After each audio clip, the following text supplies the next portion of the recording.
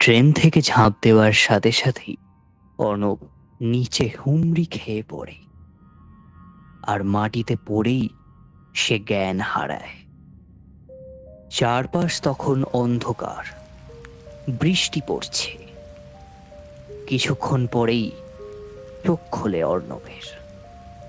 সে দেখে যে সে রেল লাইনের পাশে পড়ে আছে, ঠিক পাশে।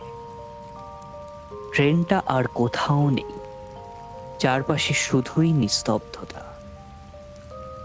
অর্ণব উঠে বসে ধীরে ধীরে, আর কাঁপতে শুরু করে।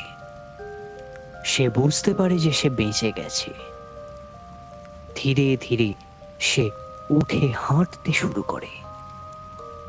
দূরে কোথাও একটা আলো জ্বলতে দেখা যাচ্ছে, আর ঠিক তখনই পেছন থেকে কেউ যেন তাকে জিজ্ঞাসা করে,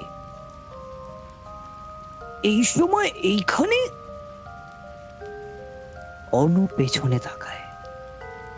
কোনো মানুষ তো ছিল না, কিন্তু সেই ট্রেনটা আবারও দাঁড়িয়ে আছে, আর জানলার ভেতর থেকেই দুটো সবুজ চোখ তাকিয়ে আছে এক দৃষ্টিতে অর্ণবের দিকে।